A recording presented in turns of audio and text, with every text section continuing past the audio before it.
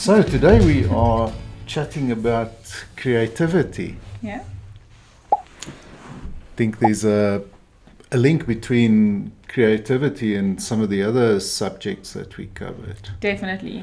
And what's your definition of creativity? So I actually Googled the definition. I'm not going to read it out loud, but it's more about solving a problem. So I think I have a feeling that people hear the word creativity and they think it means you must be an artist or you must be able to draw a pretty picture or write a wonderful novel. And I think that's a misunderstanding. It's about problem solving. It's actually about creatively thinking. Critically thinking. That's a very important point. And you're so right. People assume that the moment that you talk about creativity, that we're talking about the arts. Yeah. And that is only for those who can either play a musical instrument, who can paint, draw. But it's a lot more. And it's for everyone. Everyone can be creative. Everyone is creative. Correct. Yeah. I read an article yesterday of one of the big four accounting groups being in trouble again. I won't say their name, but being in trouble again for their creative accounting. It is definitely something that we see around us every day.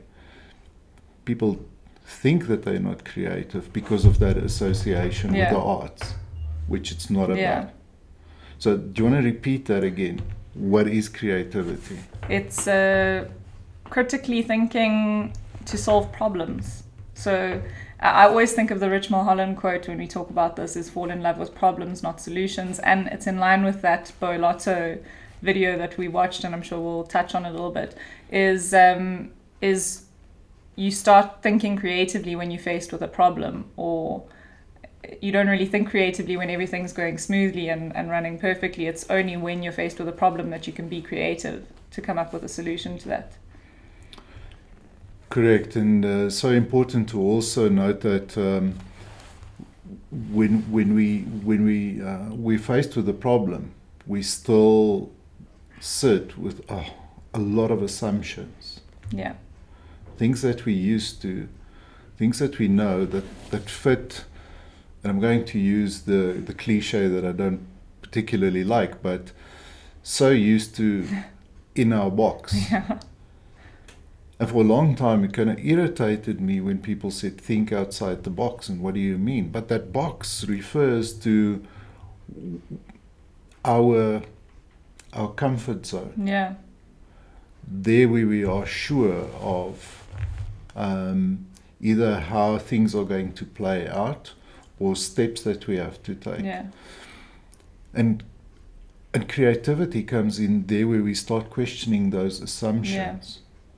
And we start unpacking them and move bit by bit a little bit further. Yeah. And not necessarily jumping from here to here, but slowly progressing and getting comfortable. The more that you interrogate your assumptions. Yeah. So, I mean, that comes back to that Beau Lotto video, which we'll share the link to.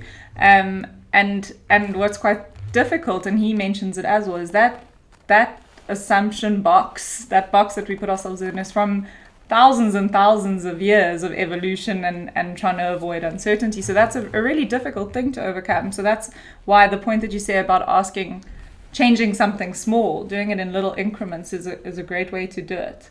Start challenging something bit by bit. I think there's another book that we must also share the link to that specifically about how we change our habits through small increments. Yeah. When we want to get fit, we don't decide that we're going to run the comrades and then do nothing until it's time to run the comrades. But we start off by running a kilometer and then 2 kilometers and so on and so forth. So we'll share that one as well. Yeah, so I was just thinking in our context where we want people to use creativity, this lines up so well with what we spoke about in last week's podcast on fear of failure. We want people to come up with better ways of doing things, new ways of doing things. And again, it brings me back to Rich Mulholland's Legacide, is we just get used to the way things are done and don't challenge it and don't change it and just do what we've always done and how it's supposed to be done because that's how they did it then. So I think that's where we want people in our context to use that creativity, is come up with a better way. And it doesn't have to be radically different. It can be a small improvement. Yeah. So you mentioned the fact that through thousands of years in evolution, we've kind of been conditioned into this certain way. Yeah. But if we just think a lot more recently, a lot of this has to do with our parents and our teachers. Yeah. And then even more recently with our co-workers and our bosses. Yeah. That maybe made a comment that all of a sudden made us feel that we're not creative. So I think that there's lots of areas in which we can look to overcome that fear. Yeah. So it comes back to the fear of failure.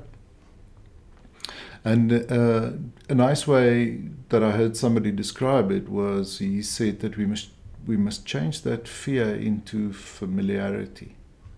Saying familiarity or failure. Or familiarity or failure, but think about it. If you think that I'm not creative, Yeah. so that's kind of a fear. If we put you in a room and we say, okay, cool, now we're going to brainstorm. I want your best ideas. I want some new ideas. Is that fear of, what my ideas are going to be stupid, my ideas won't be valid, my idea won't be picked.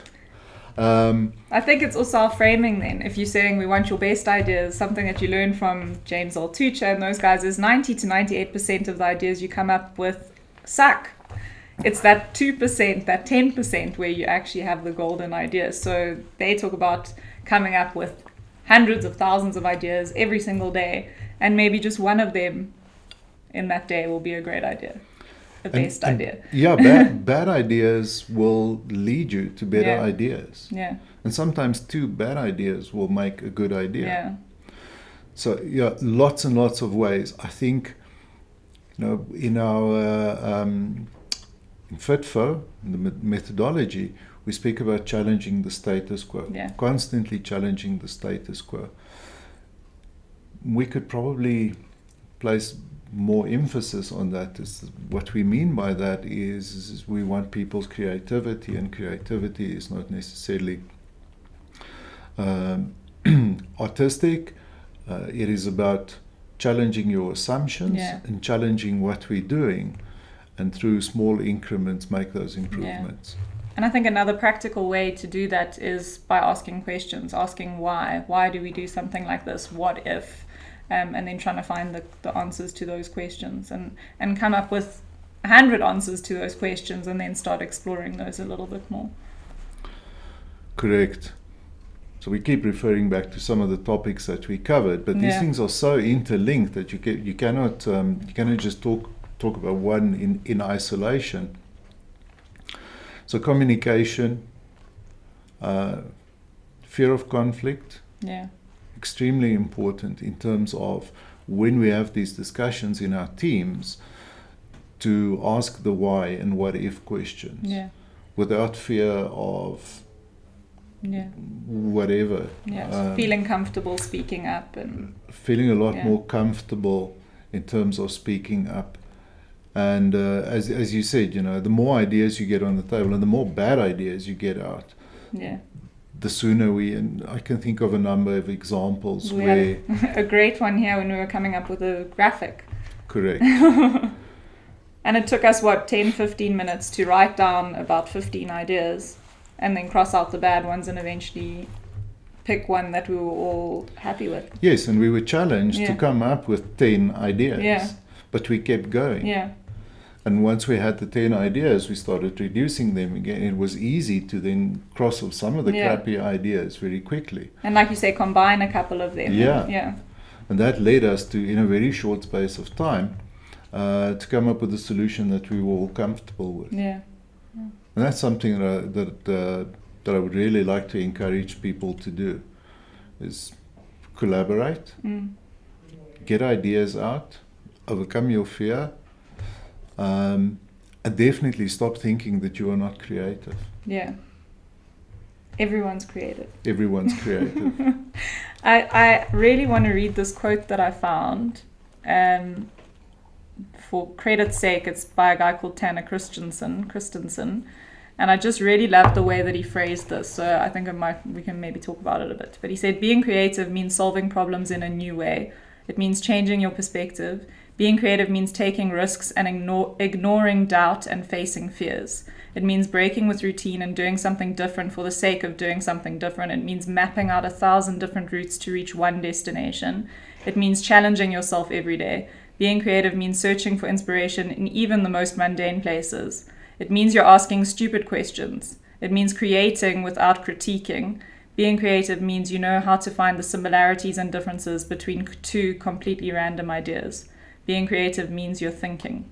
And I really like that because it's not about drawing a pretty picture. It's the thought process that's so important in creativity. Yeah, that is a great quote. Please share it with everyone. I will do, yeah.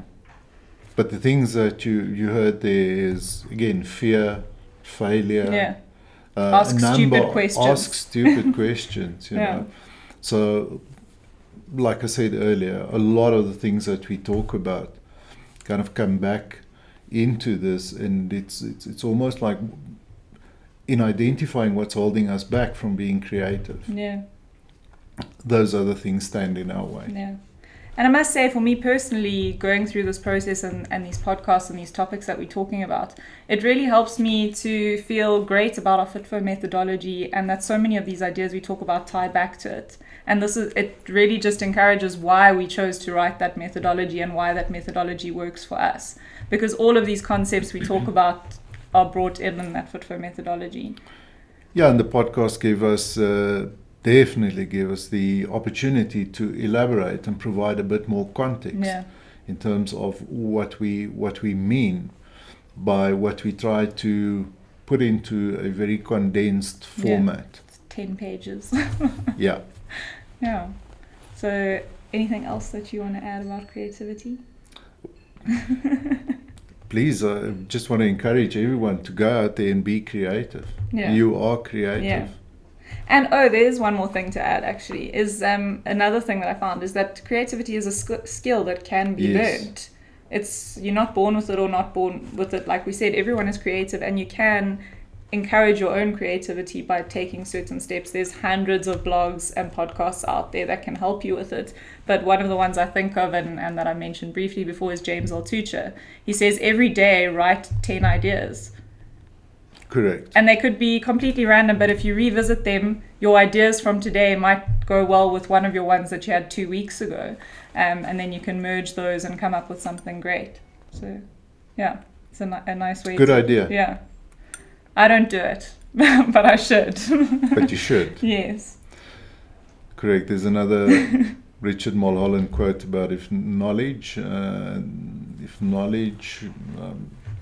can't remember exactly, but the one about if knowledge was all that was required, then we'd all have six packs. Oh, of course. So it's about the execution. The execution, yeah. So you know what you have to do, but it's getting to that next step in terms of the execution and start writing it down. But I think in terms of creativity, there's an opportunity for us just through this discussion to start implementing some ideas into our meetings. Yeah. Definitely. To try and help people to overcome that. Cool. Well, thank you. That was Let's Be Frank about creativity, and I really enjoyed this. Thanks. And see you next week. See you next week. Thank you.